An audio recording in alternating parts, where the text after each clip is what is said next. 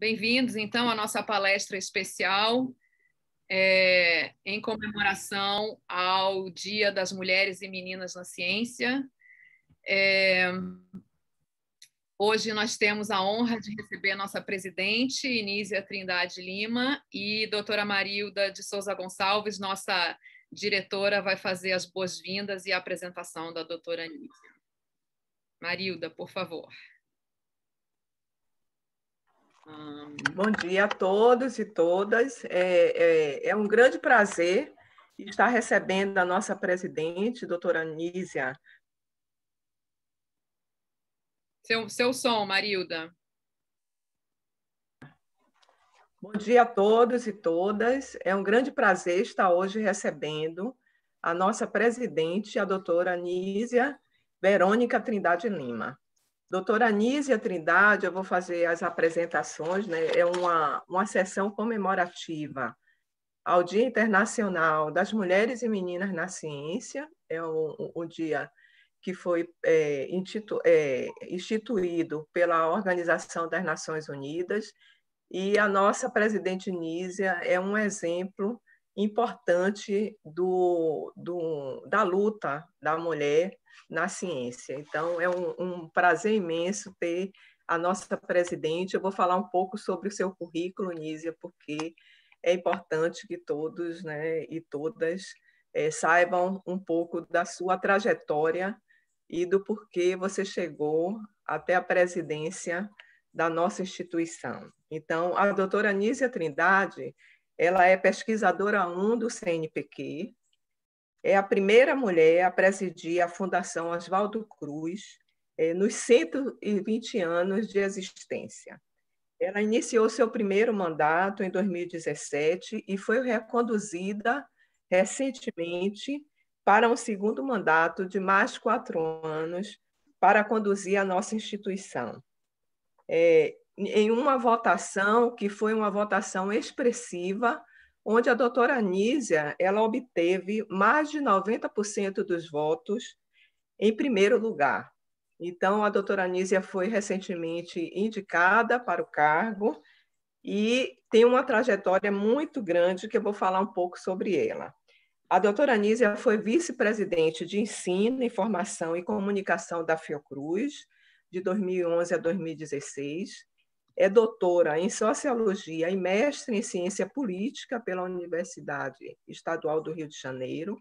Sua tese de doutorado, denominada Um Sertão Chamado Brasil, conquistou o prêmio de melhor tese de doutorado em Sociologia e sua publicação encontra-se em segunda edição.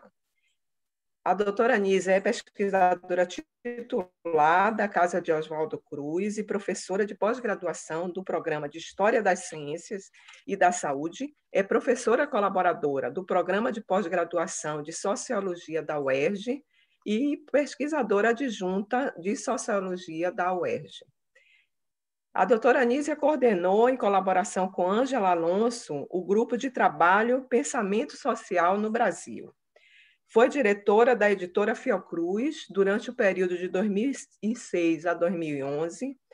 Participa dos conselhos editoriais dos periódicos Revista da Sociedade Brasileira de História da Ciência, História, Ciência e Saúde de Manguinhos, Caderno de História de Ciência do Instituto Butantan e escritos da Fundação Casa de Rui Barbosa. Tem experiência na área de sociologia, com ênfase em pensamento social brasileiro, atuando principalmente nos seguintes temas: ciência e pensamento social no Brasil, história das ideias em saúde pública, sertão no pensamento brasileiro, história do desenvolvimento no Brasil e história das ciências sociais em saúde. Durante a sua atuação na presidência da Fiocruz, está comprometida e dá grande atenção à expansão do papel da Fiocruz na comunidade global de saúde. A doutora Anísia também tem incentivado a biodiversidade e a equidade de gênero no seu mandato da Fiocruz como presidente. Participa de programas e redes internacionais nas áreas de história da ciência e história da saúde. a doutora Anísia, ela foi membro de trabalho do Acelerador 5 do Plano de Ação Global da Organização Mundial de Saúde, que tem o objetivo de otimizar a pesquisa global para os sistemas de saúde dos países e dos grupos consultivos do Acelerador 7 da Organização Mundial da Saúde para a implementação da Agenda 2030. A doutora Anísia foi membro do Comitê Diretor Internacional para supervisionar e facilitar a implementação da Cúpula de Nairobi e assumiu a co-presidência da Rede de Saúde para Todos e a co-presidência do Grupo Diretor de Recuperação Econômica para aconselhar sobre o desenvolvimento de um roteiro de pesquisa das Nações Unidas para a recuperação da Covid-19. A doutora Anísia é membro da Comissão Lancet de Covid-19 e foi eleita recentemente membro titular da Academia Brasileira de Ciência em 2020, na categoria Ciências Sociais. Doutora Anísia, é um imenso prazer recebermos a senhora aqui no IGM, apesar de virtualmente, e dizer que é uma grande honra tê-la como nossa presidente. Então, com a palavra, a doutora Anísia Verônica Lima Trindade. Muito obrigada.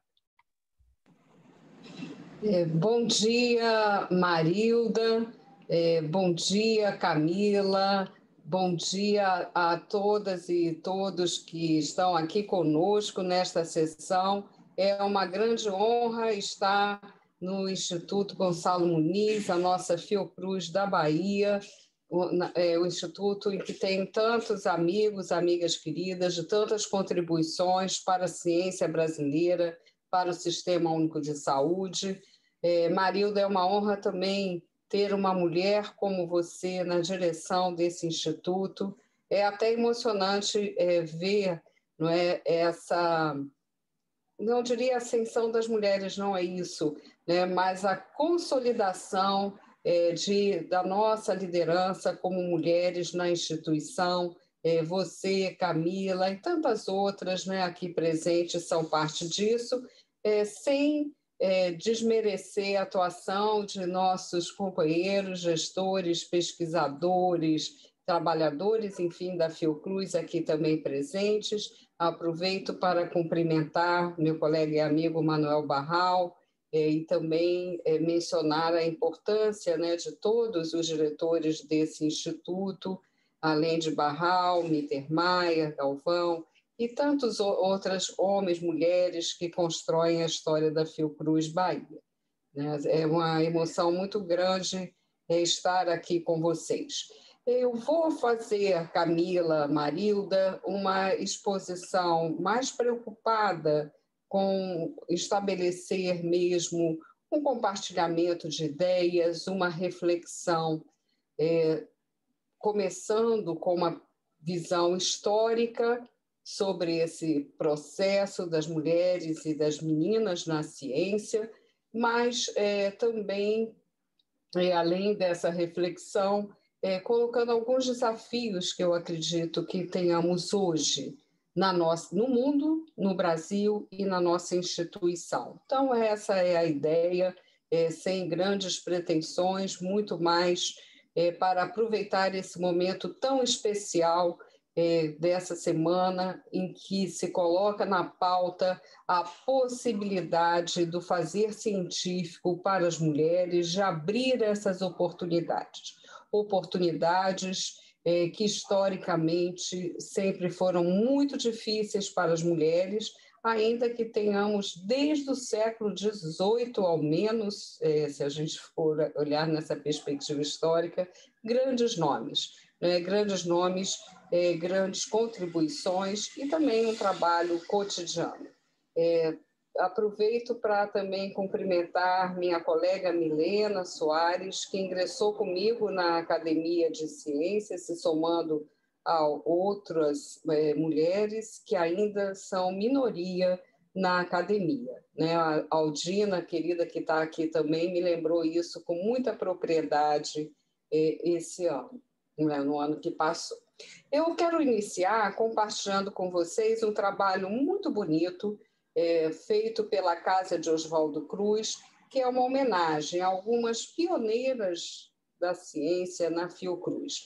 Mulheres que na década, sobretudo começaram sua carreira científica na década de 50 do século passado, e que têm uma grande contribuição e podem ajudar a nossa reflexão. Então, Camila, retorno para você a mediação para que a gente possa compartilhar este belo trabalho. Um momentinho só.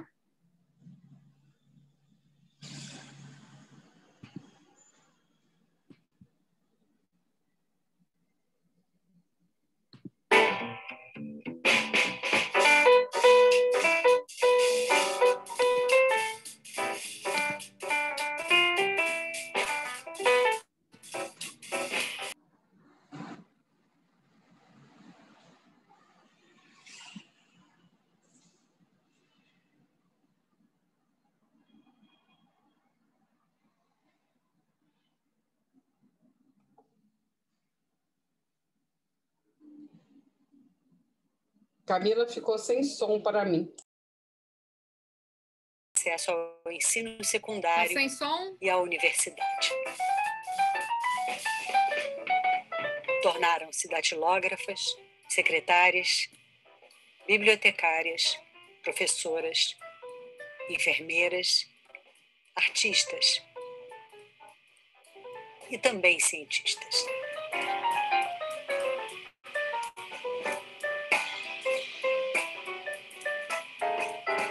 Elas são as pioneiras. Eu nasci aqui no Rio, 16 de março de 32, em Meia. E o seu pai e a sua mãe incentivavam a estudar? Minha mãe sempre me incentivou. O pai não ligava muito. Sabe como é que é homem, né? Ele era muito egocêntrico. Só tinha uma boa relação com ele? Tinha. Ao contrário, era os quindins dele. Nasci em 18 de maio de 1940, no Rio de Janeiro. Meus pais vieram da Polônia, de Varsóvia. Papai tinha aquela preocupação muito grande da nossa formação, né? Então, a gente sempre estudou boas escolas. Eu podia não ter um bom sapato, mas eu tinha uma boa escola. Ele valorizava o básico para ser formada, ter uma cultura, mas não para trabalhar. Eu fui fazer o científico já meio com ele contrariado. Minha mãe achava formidável, me dava mais... Ela trabalhava? Não, só doméstica. E eu achava aquilo um horror, né? Então, eu nunca vou depender do homem. A minha avó, alemã, o meu avô, imigrantes vieram no navio. A vida não era fácil, não. Era difícil. Quando eu fiz o primário, o professor Edmundo que não deixou parar, não. Ele virou assim, você tem que continuar estudando. Vai para o meu cursinho. Eu tinha um cursinho no Meia. Aí eu fui para o cursinho para fazer exame vestibular para o ginásio de instrução. Meu pai era oficial de marinha mercante e minha mãe era escolar. Eu estudei no Instituto Lafayette, aí eu fui para o Ângeles. Fiz meu científico no Colégio Ângeles. E depois fiz vestibular para a Escola de Química. Meu pai me estimulou para estudar Química. Quando eu fiz estudar Química, escolher a profissão do futuro. Eu nasci na Alemanha em 1939. Nessa época eu já tinha estourado a guerra. Depois chegamos aqui no Rio e eu fiz a prova para o segundo. Fiz tudo lá, até terceiro científico, né? Aí eu passei na Universidade do Brasil, para História Natural, em quarto lugar. E na Lafayette em primeiro. Aí eu escolhi a Universidade do Brasil, né? Meu pai tomava, né? Entomologista, eu fiz botânica. E o marido fez virologia. Tudo faria nesse saco.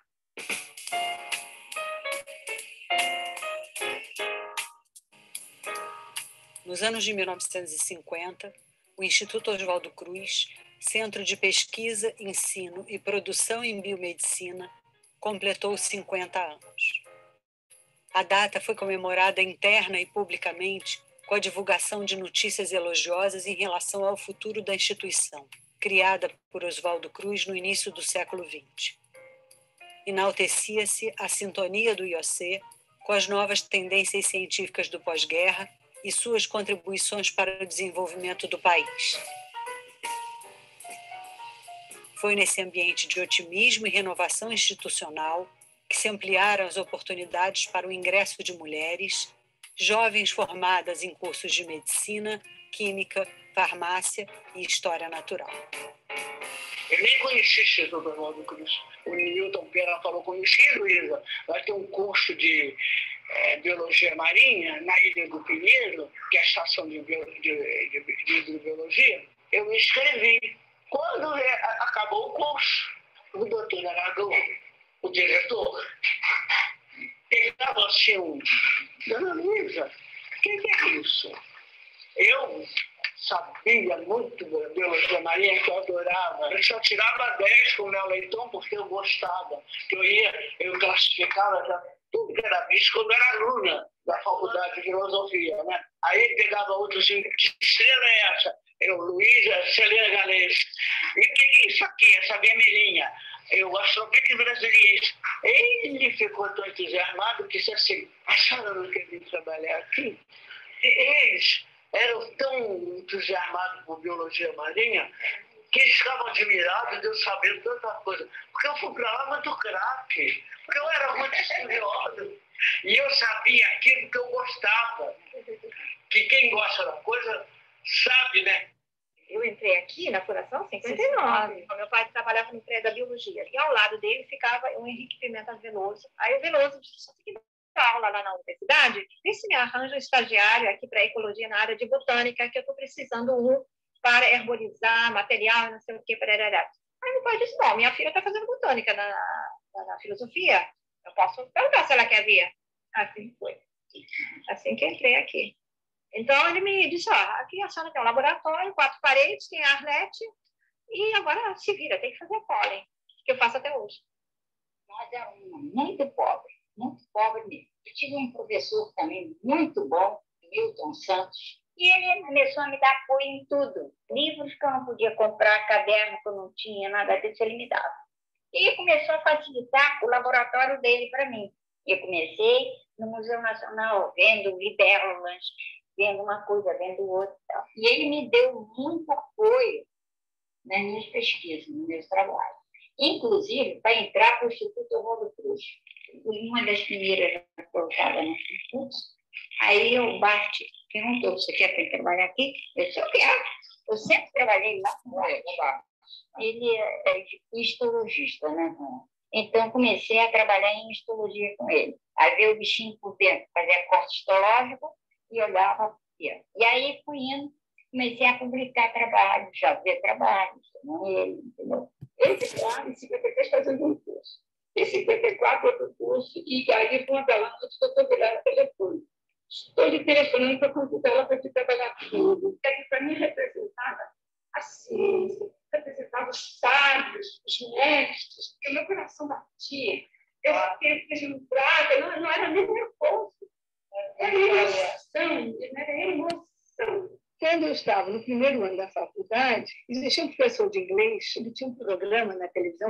Aí ele falou comigo: Dona, você quer dar um programa na televisão? Deu, claro, imagina, né? E aí eu comecei com Ciência no Ar, em 1960. Eu tinha 20 anos. Né? Como chamava o programa? Ciência no Ar, na TV Tupi. Nessas alturas, eu já estava frequentando o laboratório e nisso Travassos um dia perguntou para mim: escuta, você não quer estagiar aqui comigo? No dia seguinte, eu estava de armas e bagagens e nunca mais saí. Né? Em 61, teve um curso de especialização em ornitologia. Durante o curso, nós fazíamos necrópsias e abrimos peixes. Eu encontrei parasita. E o Travassos virou para mim: Luciana, parasita de peixe é uma coisa que muito pouco estudada no Brasil, é muito interessante. E eu aí me animei e comecei a estudar parasita de peixe por causa desse primeiro parasita que eu encontrei no curso de ornitologia. Imagina do Instituto. Eles tinham mais uma coisa, imagina em 61, né? Uma coisa assim do outro mundo, né? Me deixaram fazer o curso de entomologia, antes de eu até estar na faculdade. E aí, depois que eu entrei na faculdade, que já estava acabando, eu fiz de especialização aqui de ornitologia. E as coisas que me interessavam para o que eu queria fazer, eu tinha mais aqui do que na faculdade. O Teixeira e o Travassos também, eles nunca tinham medo de sombra. Eles fizeram escola porque realmente eles ensinavam, queriam que a gente aprendesse, mandavam a gente fazer todas as coisas, ensinavam como é que tinha que fazer. Quando eu vi o Teixeira a primeira vez, eu tinha medo, não sei, ele era muito sério. Aí depois que eu conheci, era uma pessoa excelente, era uma pessoa ótima. Ele foi para mim meu segundo pai, eu amei ele até o fim, aquele negócio todo. E a coleção também, né? A coleção começou a travar e ele mantinha cuidado, os primeiros cuidados da coleção, de ficha, tudo, de vocês. Tem que tomar conta porque isso é de vocês. Eu fui influenciada para fazer a faculdade de biologia, para procurar bioquímica. Mas no que eu caí aqui, eu caí direto dentro da pesquisa e comecei direto dentro da pesquisa. Aí eu tive a possibilidade de fazer uma pesquisa e saber o que era. Então, isso foi muito importante para você. Claro, por isso que eu digo que eu acredito muito no destino, no sentido que você tem que saber aproveitar as chances, mas o destino te dirige, né? Ana Con é zoóloga, especialista em eumintologia, especificamente em taxonomia de eumintos parasitas. Eu não me arrependi até hoje de ter feito isso. Dizem mais, dizem que quem faz agora se chama biologia, que é medicina frustrado, né? Mas no meu caso, não. Até hoje não me arrependo um segundo de ter feito. Eu acho que eu acertei, agradeço o Travassos, porque foi ele que me deu essa luz, e realmente eu me achei. Delir Correia Gomes é zoóloga e especialista em eumintologia, curadora adjunta da coleção eumintológica do IOC, iniciada por Lauro Travassos. O fato de casar atrapalhou a sua vida? E foi a melhor coisa que eu fiz, porque eu tenho 3 filhos maravilhosos. A família da gente é muito fantástica. Mas acho que se eu tivesse casado, eu teria que deixar só eu trabalhar. Sempre. Otília Mitidieri é química, realizou estudos na área de enzimologia, com destaque para o metabolismo do ácido úrico. Trabalhou no grupo liderado por Gilberto Vilela, no Instituto Oswaldo Cruz. Minha vida não foi fácil, só que nem que foi muito boa, porque eu fazia o que eu adorava. Ele vivia para estudar, nem queria saber de nada. Mas o negócio era o estudo, né? Zoóloga, especialista em biologia marinha, Luísa Krau foi pioneira nos estudos sobre a poluição da Baía de Guanabara, juntamente com seu marido Lejane de Oliveira. E todo ano tinha, em média, 3 trabalhos publicados, 24 trabalhos publicados. Mas parei com a microscopia eletrônica e me dediquei ao mel. E aí eu comecei, nesses anos todos, fiz a minha mel, publiquei, acho que 6 trabalhos na Academia Brasileira de Ciências, em 70, 71, 72 anos. E 3 na Revista Brasileira de Biologia sobre esse assunto. Mônica Bartz é botânica, desenvolveu estudos em palinologia e virologia, áreas nas quais é reconhecida pelo pioneirismo de suas contribuições, com destaque para a utilização de técnicas de microscopia eletrônica. Eu tenho muito amor por aquilo que eu faço. Toda a minha vida me dediquei demais aos estudos. Era uma CDF, eu ficava a noite inteira, às vezes, estudando. Só gostava de estudar. Hoje em dia eu vejo a minha neta, que meu filho reclama, minha neta é igualzinha. É igualzinha. Dirce Lacombe é zoóloga, dedicada à histologia de invertebrados, com amplo domínio de técnicas histológicas modernas. Foi discípula de Rudolf Bartz, com quem manteve uma longa parceria.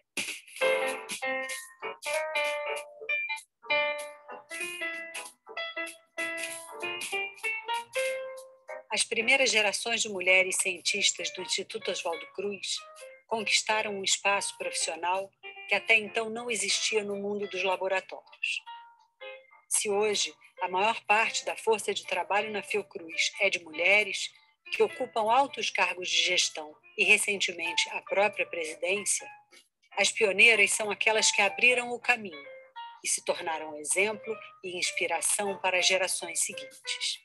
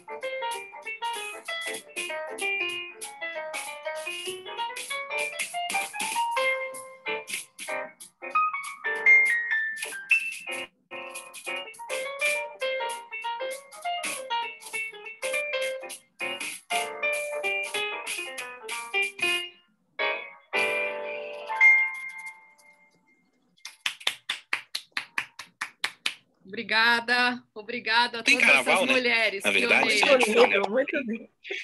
Mas, enfim, vamos nessa. Até às 11 da manhã, atualizando os principais destaques do Brasil, do mundo, falando aqui. Bom, posso retomar a palavra, né, Camila? Oi? Sim.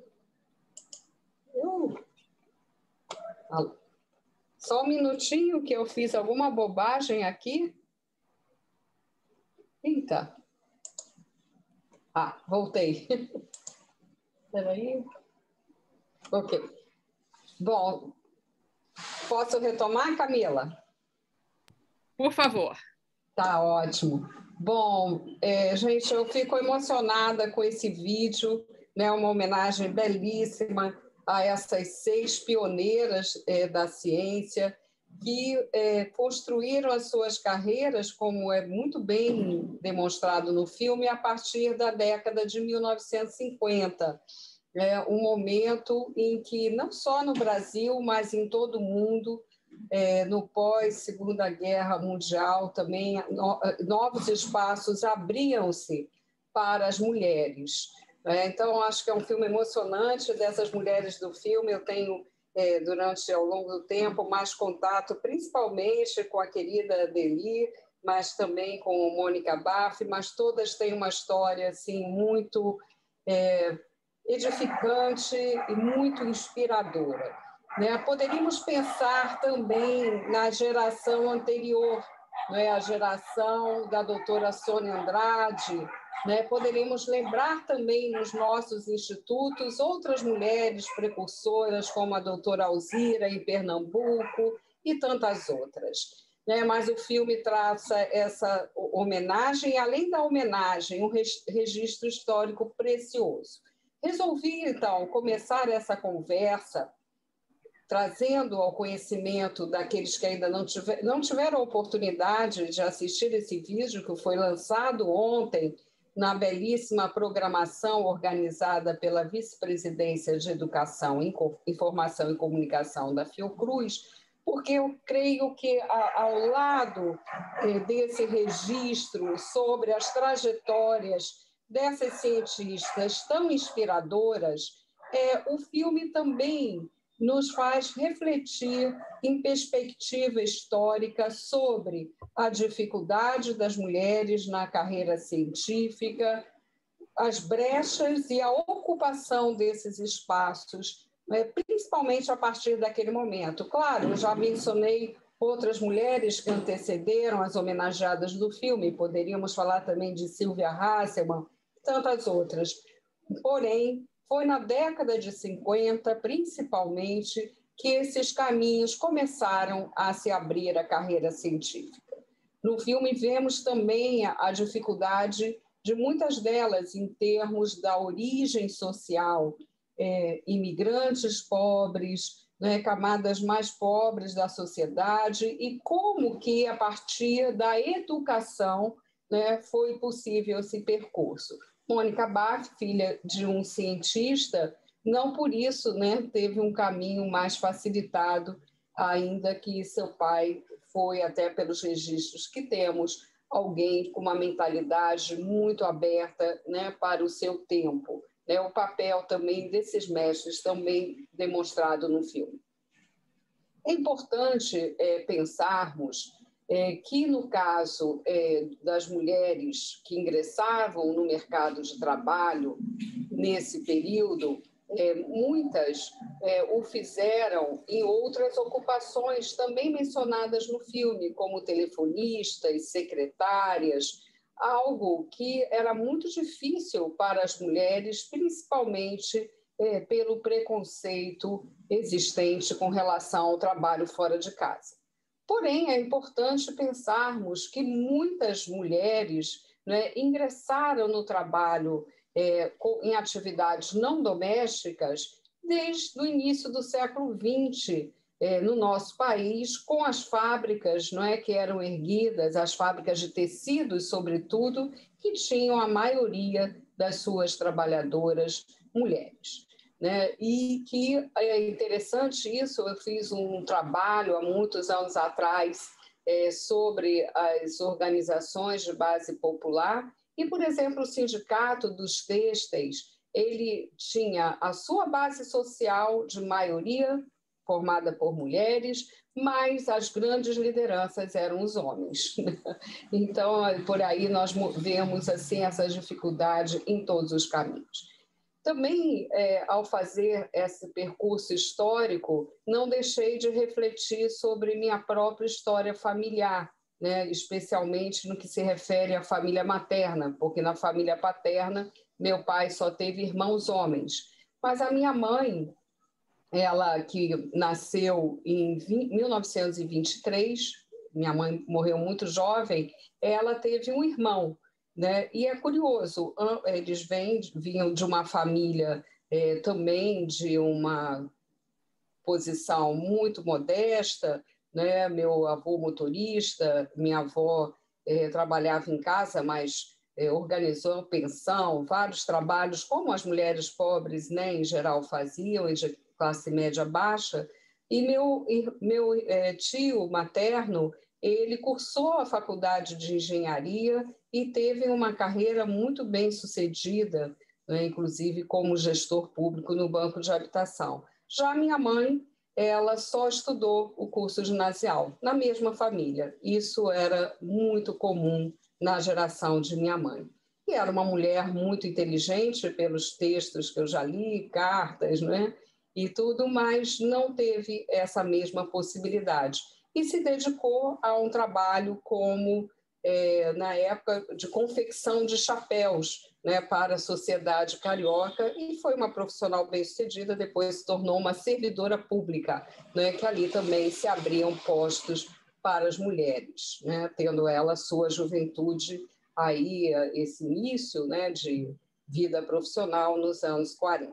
Então, eu faço esse percurso histórico, misturando os registros da Fiocruz, através de mulheres tão inspiradoras do Instituto Oswaldo Cruz, e essa breve reminiscência familiar para falar de que é, de fato, um longo processo de conquistas de espaço, né? E nesse processo, eu, né, que como foi colocado por Marilda nessa apresentação tão generosa, que sou a primeira mulher a presidir a Fiocruz, e hoje, a partir do trabalho nosso coletivo de toda a instituição, inicio um segundo mandato, devo dizer a vocês que também a minha geração, hoje na faixa de 60 anos, teve muitas dificuldades para esse caminho, né? As mulheres da minha geração também enfrentaram muitos preconceitos,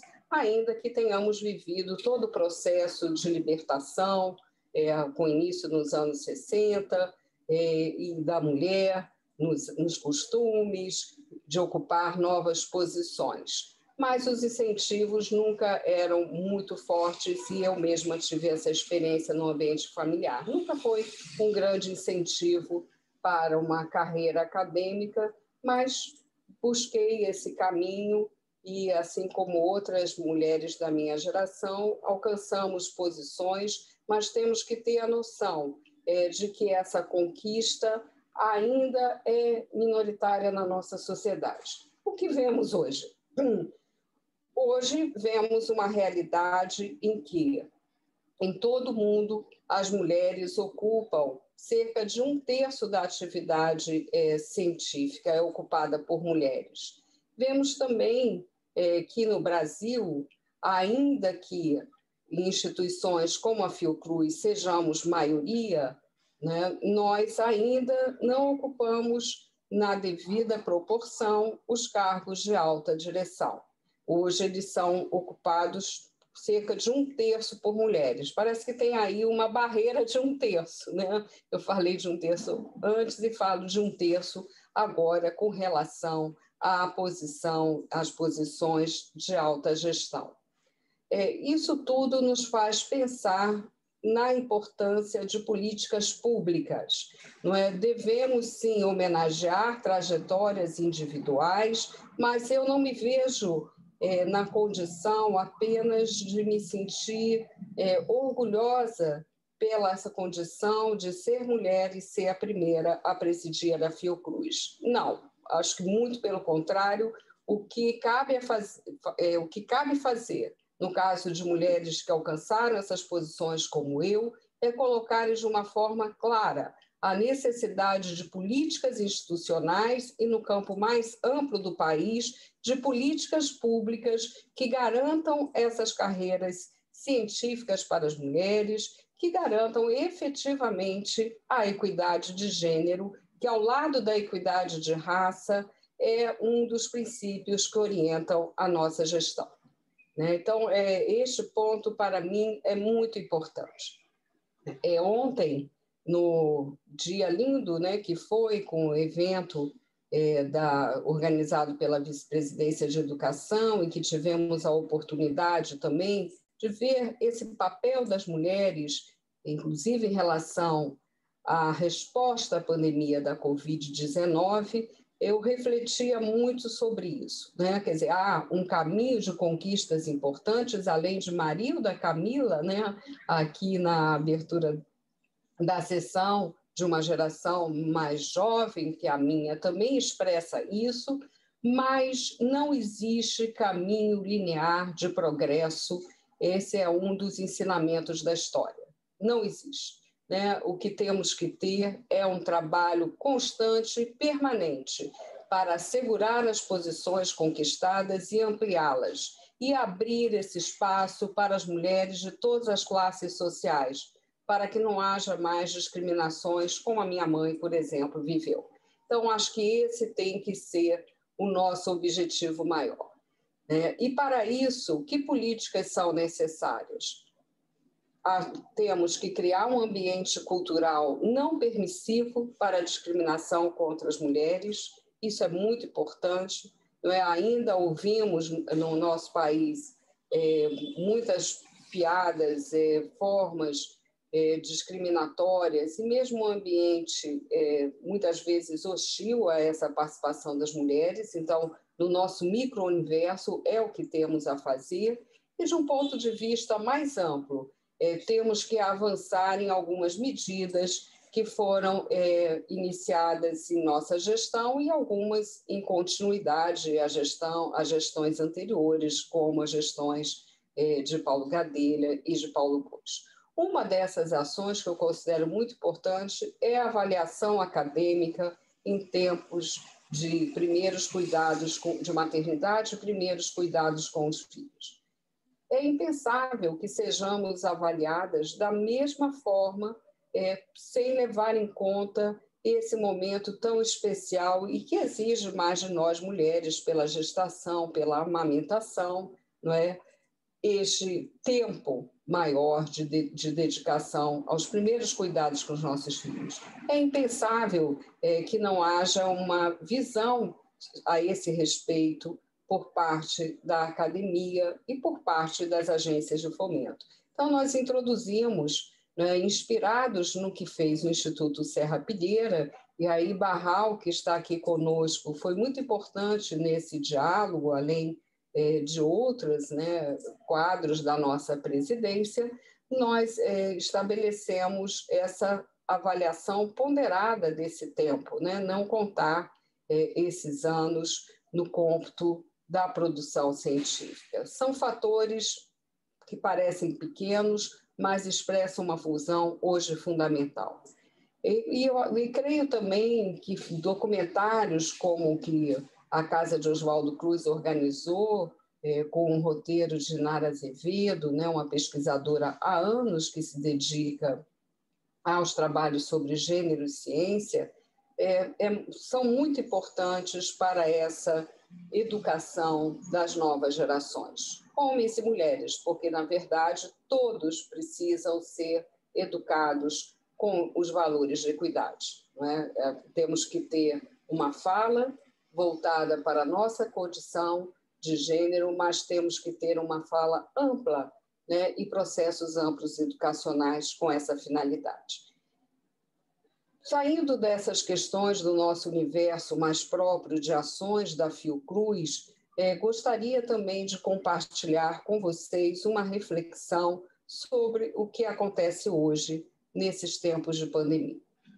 Além de vivermos já em todo o mundo todo um processo de questionamento às conquistas, que marcaram desde os anos 60, movimentos de identidade, movimentos por direitos, desde o movimento dos direitos civis nos Estados Unidos, que esteve muito associado a questões de gênero e de raça, naturalmente, como sabemos, desde esse movimento a movimentos em todo o mundo, em prol de uma maior equidade. Nós vimos recentemente um grande questionamento no Brasil e em vários outros países a essa busca de afirmação de valores de equidade e de democracia.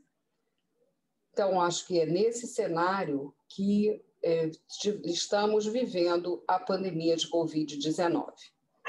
E essa pandemia, ela nos traz reflexões muito importantes. Sabemos que, em realidades de forte desigualdade social, o comportamento da doença, a transmissão e seu impacto social é diferente. Já imaginávamos isso, mas com a pandemia prestamos mais atenção a fatores como mobilidade urbana, principalmente mobilidade para os trabalhadores, o impacto do trabalho informal, a desproteção dos nossos trabalhadores cada vez mais intensa. Então, a pandemia ela veio num momento já de grandes transformações e, naturalmente, a disseminação do vírus ela se dá em ambientes sociais historicamente bem demarcados. Mas não quero falar apenas desses fatores sociais importantes ou determinantes sociais, como se costuma falar na área de saúde coletiva. Quero falar também dos efeitos que hoje o mundo vem apontando dessa pandemia. Um desses efeitos se dá exatamente nas questões dos direitos e da equidade de gênero. Percebe-se que as mulheres e as mulheres em carreiras científicas têm sofrido bastante com o trabalho remoto, com o trabalho virtual, dado o acúmulo de trabalho com a realidade doméstica, numa situação em que acaba que a divisão de tarefas sempre nos desfavorece. Então, esse ponto tem sido parte da agenda de vários movimentos no mundo e tem sido estudado por pesquisadores em diferentes instituições. É um ponto muito importante. Não menos importante é lembrar que a violência contra as mulheres, nesses tempos de pandemia, também tem se mostrado como um indicador muito importante desse efeito negativo da pandemia. Chega-se a falar mesmo de um crescimento, em alguns países, de 20% dos registros de casos de violência contra a mulher.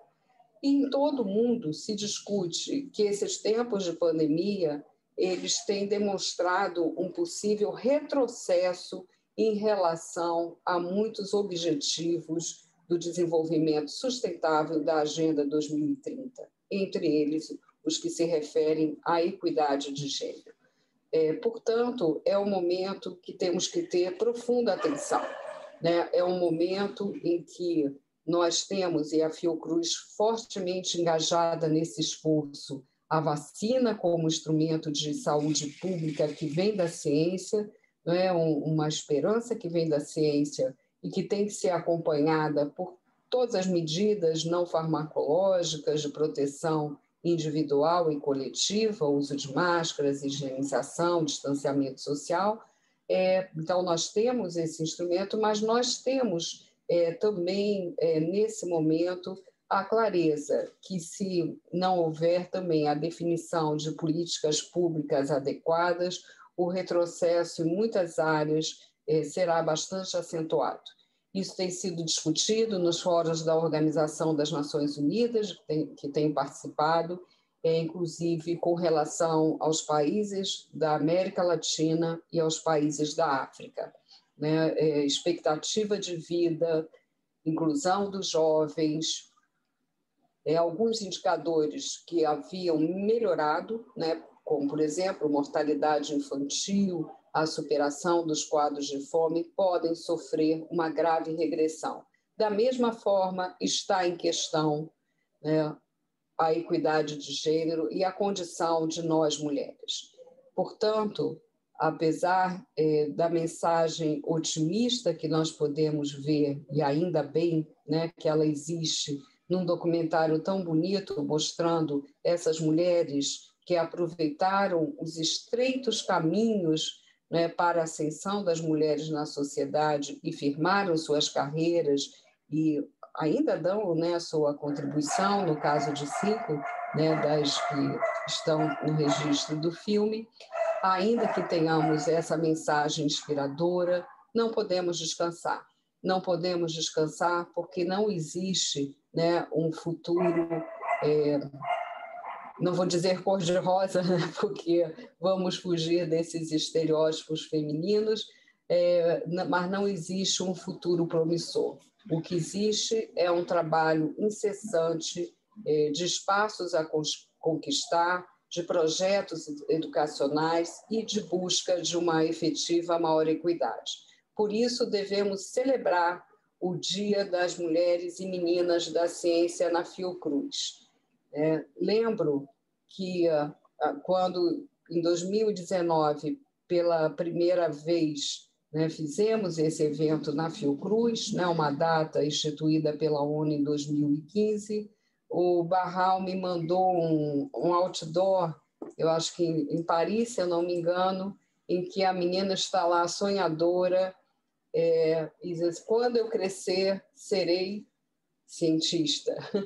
Então, acho que ter a possibilidade desse sonho, abrir esse espaço para as meninas de todas as classes sociais, é o ideal que devemos ter na Fiocruz. Por isso, eu celebro com muito entusiasmo esse Dia das Meninas e Mulheres da Ciência com vocês, como um dia de celebração, sim, por todo o trabalho realizado, mas, sobretudo, como um dia de compromisso, diante do tanto que ainda temos que fazer, diante de meninas, que, ao invés de ter esse caminho aberto como uma possibilidade, entre outras, naturalmente, de termos essas meninas, vítimas de violência doméstica, vítimas de abuso, e sem poder sonhar com o futuro de realizações, quanto as pioneiras nos mostraram de uma forma tão bonita, com todas as dificuldades que elas viveram. Então, deixo aqui o meu abraço e fico à disposição, Camila, se houver tempo para isso, para um diálogo com os nossos participantes, as nossas participantes. Um abraço muito forte, muito grande nesse dia especial, nesse nosso dia de meninas e mulheres na ciência. Obrigada, presidente. Uma honra receber suas palavras aqui no dia 12 de fevereiro, um dia que a gente continua considerando, né? Dia das Meninas e Mulheres na Ciência. Ontem tivemos uma grande comemoração na Fiocruz, com várias palestras de várias unidades regionais, apresentações dos trabalhos realizados Brasil afora, né, para incentivar os talentos das meninas nas ciências, e hoje coroamos, então, com essa apresentação, o vídeo magnífico, e sua apresentação e sua fala. E eu acho também que a gente, então, começa em fevereiro a celebrar a ciência feita pelas mulheres e continua em março para celebrar os feitos das mulheres em todas as áreas, né, do trabalho, do conhecimento, da vivência. Então, a gente já estou fazendo aqui um anúncio que a gente vai ter também comemorações especiais na semana do 8 de março. Eu acho que, como é uma palestra especial, não é exatamente uma sessão científica, mas uma comemoração, a gente pode abrir para as falas. A gente tem um tempo, assim, né, dependendo da sua agenda, obviamente, que é mais ocupada que a nossa. Então, eu vou abrir aqui o espaço para quem quiser comentar. Está aberto o microfone, mas eu preciso ver que, para vocês se manifestarem, eu acho que alguém tem que levantar a mão ou pedir para falar aqui no chat, como vocês preferem fazer.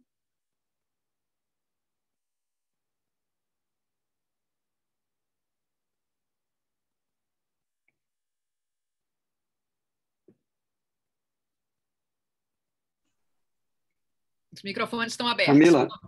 Camila? Pois não? Mitter Maia, inicialmente... Eu queria que uma mulher falasse primeiro, seria possível? Tudo bem. Posso falar, Camila, se você quiser. Vamos, doutora Patrícia. Primeiro, eu queria agradecer a Nízia e a Camila e a Marilda, né, por ter nos dado a oportunidade, convidado a Nízia e ter nos dado a oportunidade não só de ouvi-la, que é sempre muito... suas falas são sempre eloquentes, são sempre de uma riqueza histórica e também de uma clareza sobre a situação socioeconômica do país, e agora dessa situação que é específica nesse momento que a gente está falando, que é da mulher, né? A mulher. Então, com sua fala, e esse Vida maravilhoso, gente, que coisa preciosa, né? Histórica e assim emocionante, né? Agora, o que eu acho mais impressionante, Nízia, que eu acho que você tocou nisso na sua fala, é que apesar desses anos todos e essas dificuldades que as mulheres vêm enfrentando ao longo dos séculos, né, é que nós continuamos vivenciando situações muito semelhantes, né? Mulheres com opressão do pai, do marido, né, com dificuldade de se tornar cientistas ou qualquer outra profissão que dignifique, né, a condição da mulher como ser humano, igual um homem. Um homem realiza isso com muita facilidade, mas a mulher tem que lutar por isso, né? E isso continua, né? Não mudou, né? Então, eu acho que a gente tem que estar sempre gritando e falando disso para todo mundo. Eu acho que você fez isso muito bem, com tranquilidade, pacificamente, né? Sem a gente pode fazer isso sem agredir os homens, mas tem que estar sempre chamando a atenção disso e trazendo, né, a mulher para essa pauta, né? As jovens que sofrem abusos dos pais, aplica e tem um impacto direto sobre o que ela vai ser no futuro, né? Então, muito obrigada. Eu só queria falar como mulher mesmo, como eu fico muito, muito emocionada com esse tipo de evento, né? Eu acho que a gente tem que continuar fazendo e tem que agradecer a você, a Camila, a Marilda, que são mulheres que eu admiro muito, que estão aí lutando para a gente continuar ganhando esse espaço, porque tem que lutar mesmo, porque é absurdo a quantidade de espaço ainda que continua sendo que pode ser ocupado por uma mulher e não é, né? Pode, eu falo em termos de capacidade, de formação, e acaba não sendo porque a ela não chega a oportunidade, né? Muito obrigada. Posso falar, Camila? Vamos deixar a Mitter Maia agora, porque ele tinha levantado a mão e eu cortei só para deixar uma mulher falar antes.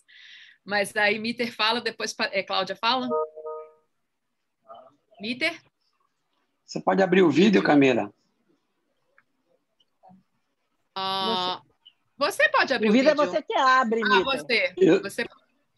Já pedi para você abrir. Então, eu acho que já abri. Eu costumo até dizer que nesse tempo de pandemia, quando alguém manda uma mensagem, bom dia, eu dou bom dia para saber que estou vivo. E, da mesma maneira, é uma forma também da gente se ver, para mostrar como é que nós estamos. Bom dia a todos. Inicialmente, parabenizar a Nízia pela eleição, né? A reeleição como presidente da Fiocruz e a posse, né? E segundo, sobre esse tema, eu acho que parabenizar, porque realmente é impressionante que no Brasil precisamos avançar, mas é preciso avançar no mundo como um todo. Nos países na Escandinávia já existe uma melhor, vamos dizer assim, reconhecimento e se cria as condições para que a mulher possa realmente trabalhar em situação de igualdade, que os homens melhor do que em outros países. Exemplo dos Estados Unidos. Eu fiquei em pânico quando eu estava nos Estados Unidos entre 80 e 88, quando uma colega de trabalho ela tinha que retornar um mês após ela ter tido a filha dela. Realmente e há muito debate também, principalmente quando as mulheres alcançam um cargo ainda jovem e que decide ter um filho. e há todo um movimento no sentido de permitir que ela possa se afastar do trabalho temporariamente e retornar naquela posição, o que ainda acredito que não esteja resolvido. E, por outro lado, também, acho que vocês já colocaram, nós temos vários exemplos de pessoas que tiveram que parar, né? Tiveram 3, 4, 5 filhos e ficaram em casa, né? E, felizmente, temos um exemplo extremamente positivo, que é da professora Sônia Andrade, que, apesar disso, voltou e teve um destaque muito grande como cientista, mas realmente precisamos melhorar essas situações. Eu acho que uma coisa, Nízia, eu acho que a Fiocruz também é pioneira, e existe, a Fiocruz já tem uma creche lá no Rio de Janeiro, e eu não sei, talvez, o quanto vai ser possível, a gente tenha discutido muito isso, ter creches, creches nas unidades descentralizadas, né? Nós temos, por exemplo, quantidade enorme de pesquisadores jovens, né? E algumas já tiveram seus filhos e tiveram que ficar em casa ou arrumar certas configurações que traziam algum impacto na sua produção. Então, de modo geral, parabenizar. Eu tenho a impressão, eu sempre disse, eu acho que é fundamental. Se é difícil para a gente fazer um doutorado, um homem, imagine para uma mulher quando ela tem um filho. Eu só queria lembrar, por exemplo, nos Estados Unidos, algumas empresas, a exemplo do Facebook, onde meu filho trabalhou recentemente, eles liberavam a mulher, mas liberavam o homem também, completamente, por 3 meses, e dizia, não, você, inclusive, está dispensado do trabalho online. Nós queremos que você fique em casa, dedicado à sua esposa. Esse é um exemplo que eu acho que é positivo, não sei se eles estão continuando com essa política, mas que é interessante, porque aqui nós damos 8 dias, mas eu acho que é fundamental pensar na possibilidade que durante a maternidade, eu acho que é uma coisa para se pensar muito, né, que o homem esteja em casa também, junto com a mulher, para se dedicar ao cuidado do filho nos seus primeiros meses de vida. Então, parabéns pela iniciativa, parabéns a todas as colegas cientistas, parabéns às futuras cientistas.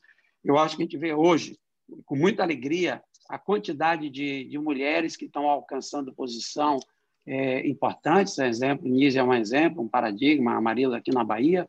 E quando a gente olha na Faculdade de Medicina, para encerrar, hoje, provavelmente na Faculdade de Medicina, mais que 60% dos alunos elas são mulheres, né?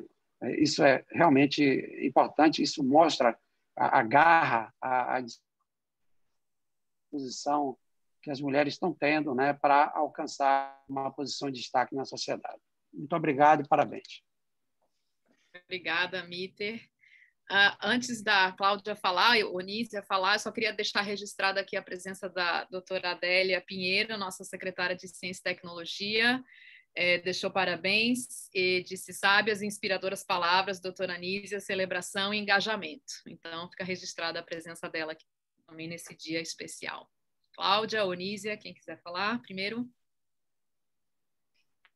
Bom dia, Nízia. Eu estou sem câmera, sem vídeo, mas eu só queria realmente te agradecer pelas palavras e pela palestra inspiradora que você nos proporcionou e te dar os parabéns pela reeleição histórica, né, com mais de 90% de votos, o que mostra uma união muito forte em torno do seu nome e de todo o trabalho que você realizou nesses últimos 4 anos. Então, parabéns.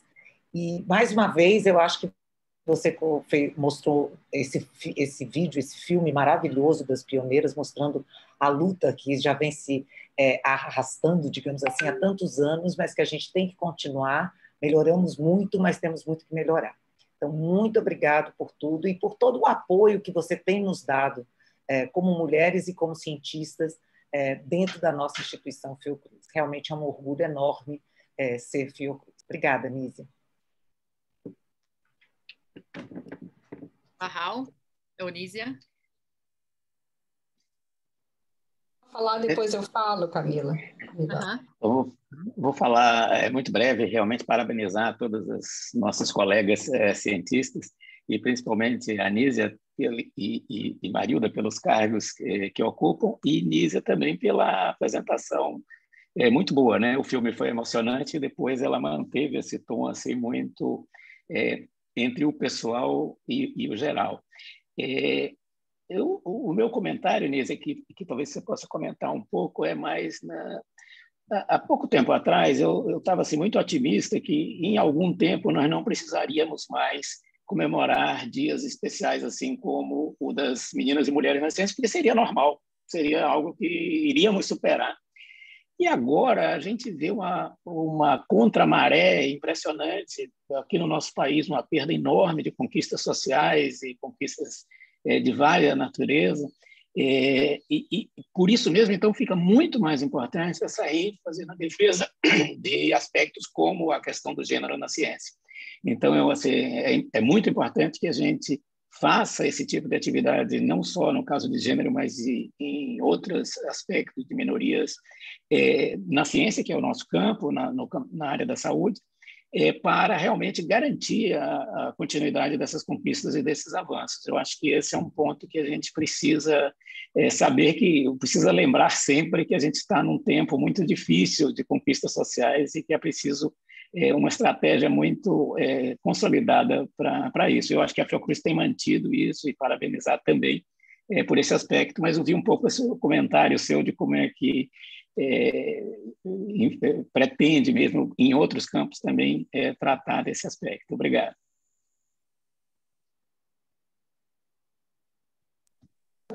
Olha, Camila e todos que falaram, né? Patrícia, Mitter, Cláudia, Barral, muito obrigada assim, pelas palavras de vocês, né? Pelas palavras generosas também em relação à eleição, fruto mesmo de um trabalho coletivo.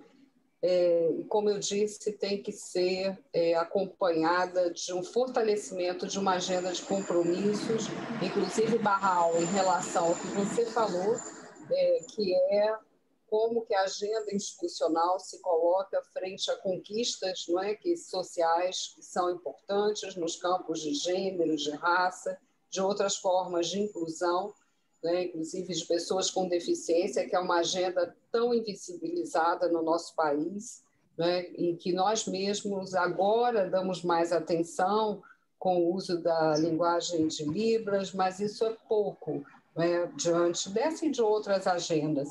Então, há limites, não é, do que nós podemos fazer, mas, Barral, eu concordo inteiramente. Então, pensando nas questões que vocês colocaram, né, eu acho que Patrícia mencionou, né, com muita ênfase a necessidade de uma continuidade dessas ações. Eu acho que isso é muito importante, Patrícia. O Mittermeier lembrou também... Enquanto você... Acho que Marilda está com o microfone ligado. Pronto. Mittermeier lembrou, sim, de políticas ligadas à questão da maternidade e da paternidade, muito importante, não é? Que eu acho que o direito também dos homens, né, não só das mães, ficarem com os filhos.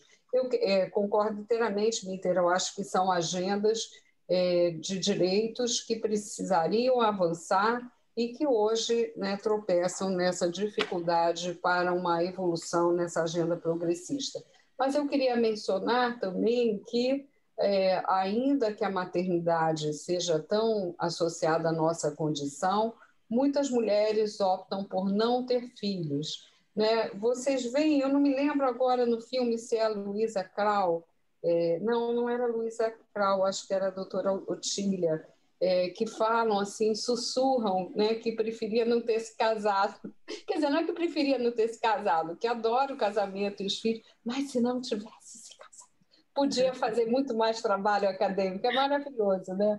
Eu agora esqueci qual delas, só isso acho que era Otília.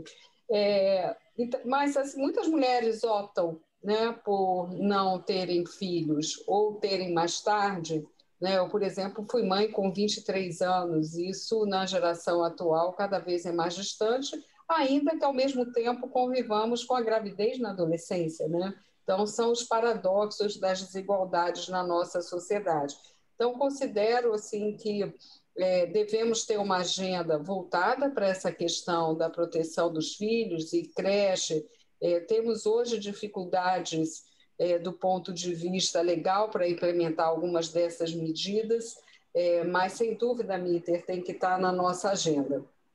Né? Tem que estar mesmo, né? Essa proteção. Mas também lembrar que não é só a maternidade que define, não é a nossa condição, e que não é só a questão do cuidado dos filhos e das visões históricas sobre a divisão de trabalho entre homens e mulheres no que se refere ao cuidado doméstico, ao cuidado com os filhos, que são obstáculos. Existem outros obstáculos, muitas vezes menos visíveis, não é? Que fazem, por exemplo, que as mulheres hoje, apesar de cada vez terem, como o próprio Mitter falou, né, essa maioria nas faculdades de medicina, o mesmo ocorre nas faculdades de direito, um pouco menos na área de exatas, né?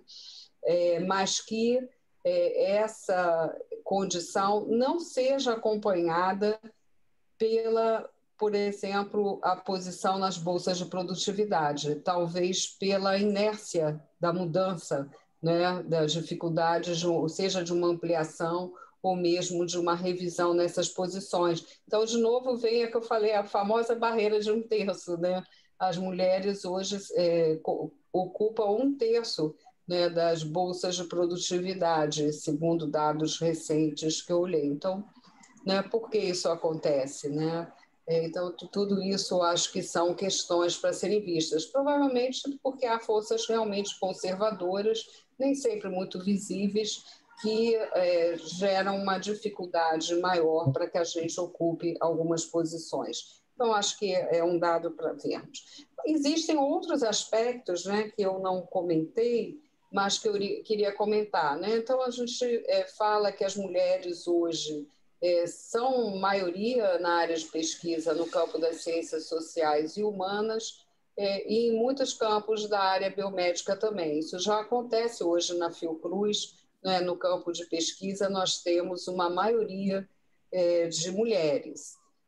No entanto, né, apesar de nós termos isso, quando nós fazemos, mesmo eu vou falar da minha área, né, para não falar de outras, quando nós fazemos, por exemplo, trabalhos de grandes referências, de grandes nomes da sociologia, só são mencionados homens.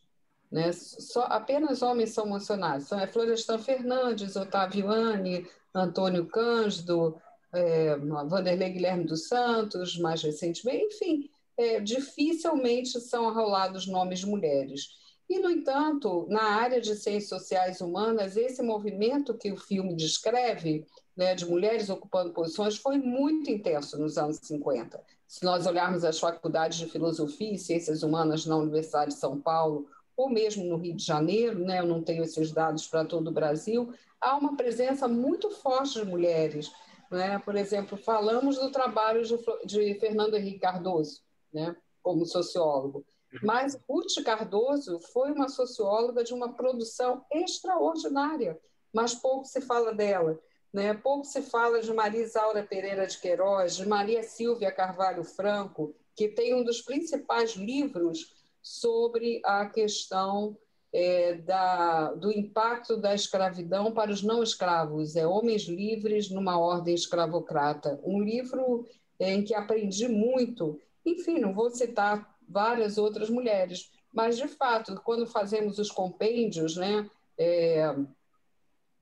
tem as coleções, né, famosas, Pensadores do Brasil, etc.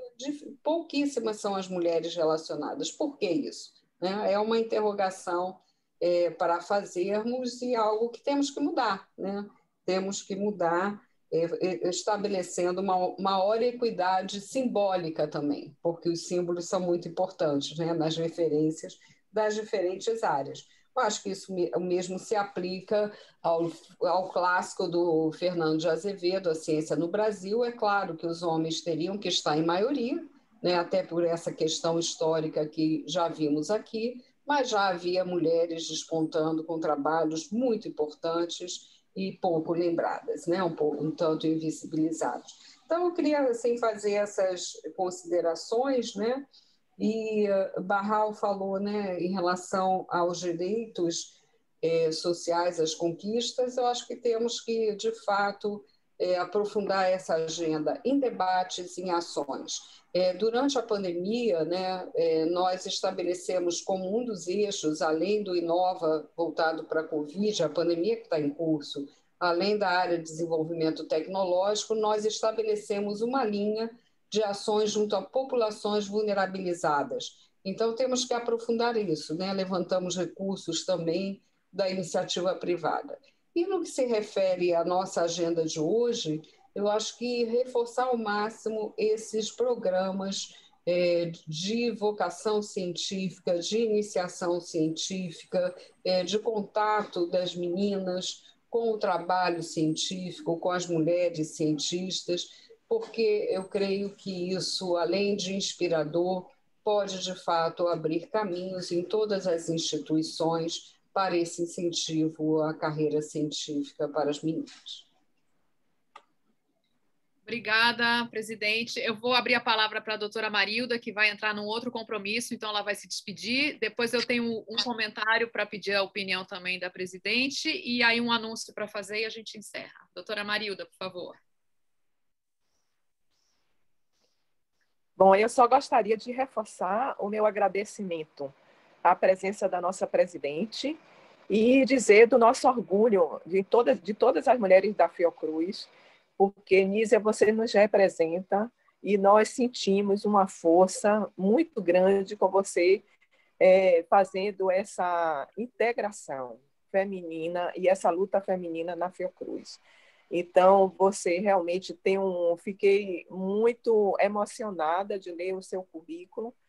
Você tem uma trajetória histórica e realmente você é uma inspiração para todas as meninas, para todas as mulheres da Fiocruz. E nada como colocá-la, né, nessa palestra que realmente você representa tudo que nós queremos para no mundo e principalmente no Brasil, nesse momento tão difícil que a nossa ciência tem passado. Então, muito obrigada. Eu sei que você tem um tempo muito, muito corrido, mas obrigado por ter dado essa oportunidade ao IGM de recebê-la. Espero recebê-la pessoalmente muito em breve. Um grande beijo. Eu vou ter que sair agora em outro evento. Obrigada, Marilda, querida. Bom evento para você. O comentário só para a gente encerrar, presidente, eu acho que é o seguinte,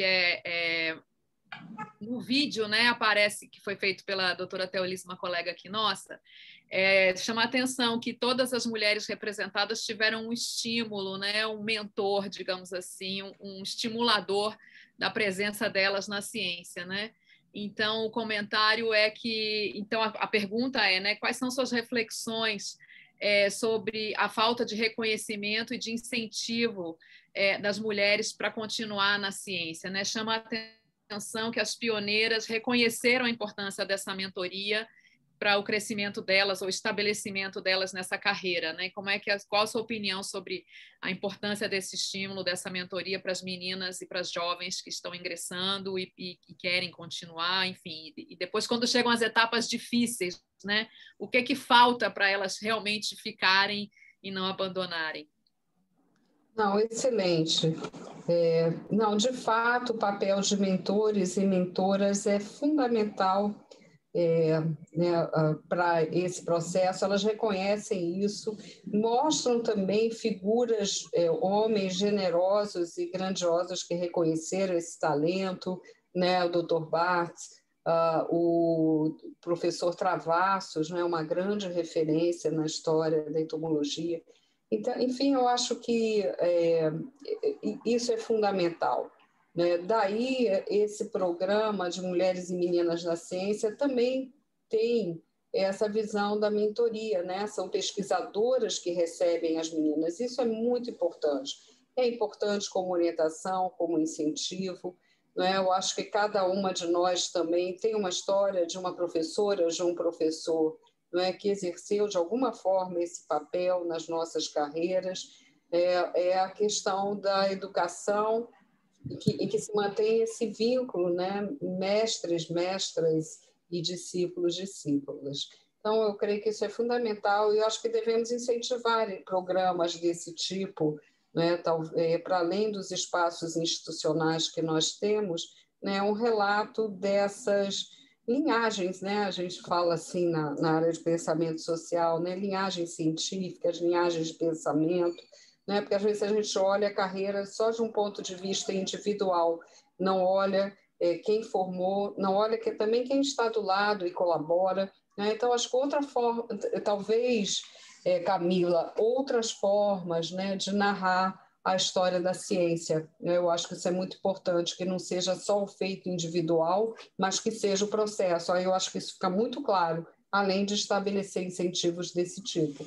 Eu quero, é interessante porque eu agradecer os vários comentários no chat, eu não vou poder comentá-los, mas agradecer. Vi um da Patrícia Veras, muito interessante, sobre a questão da maternidade.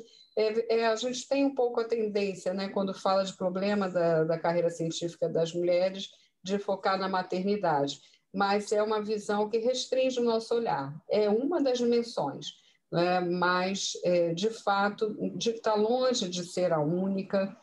Enfrentamos obstáculos que vão além dessa divisão clássica de trabalho.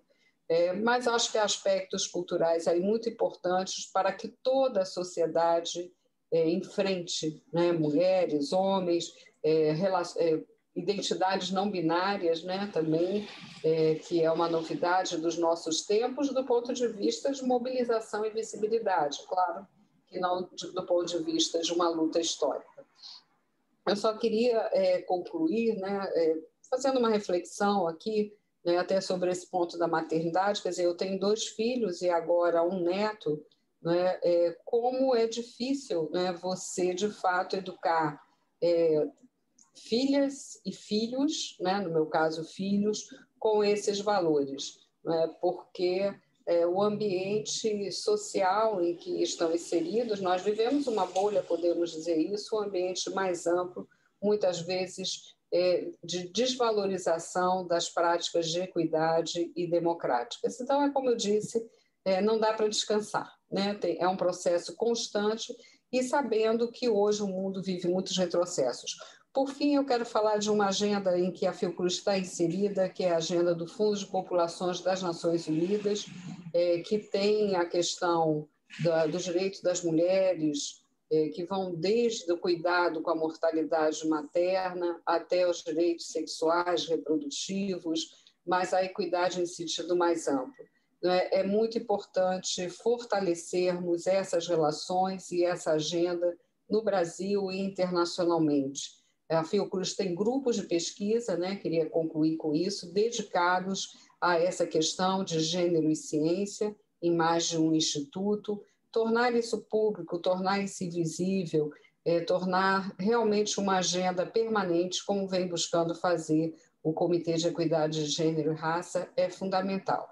E homenagem aqui a todas as mulheres que aqui presentes e aos homens que apoiam essa luta histórica. Muito obrigada pelas suas palavras, pelo seu incentivo, seus comentários. É realmente uma grande honra ter você como presidente, mais 4 anos para guiar a gente nesse mar de tormenta em que nos encontramos, mas o nosso navio é muito firme, nosso leme é muito firme, e eu tenho certeza que a gente vai chegar em águas calmas em breve. Temos muitas boas notícias e acho que estamos nesse caminho aí da calmaria. Queria agradecer mais uma vez, em nome da diretoria toda, a sua presença aqui hoje, nesse dia, nessa palestra especial. Queria agradecer a todos e todas que vieram e queria fazer um anúncio apenas a respeito do edital que vai ser lançado hoje das meninas, mais meninas baianas, na Fiocruz, conectando passado, presente e futuro. Então, esse edital vai ser lançado hoje. às 15 horas, nesse canal do YouTube do Instituto Anísio Teixeira. A gente vai ter palestrinhas, se não me engano, e uma das palestrantes vai ser uma pesquisadora nossa aqui, doutora Natália Machado Tavares. Então, eu queria convidar todos e todas para estarem nesse evento, incentivando que as meninas participem da ciência, que as meninas baianas, as meninas do Brasil participem da ciência, conhecendo, então, como é que se faz ciência, como é a vida científica, e, quem sabe, aí descobrindo novos talentos, como os que a gente viu no nosso vídeo introdutório. Então, muito obrigada, presidente, um bom dia para você, um bom dia a todos e todas, e até a próxima. Tchau, tchau.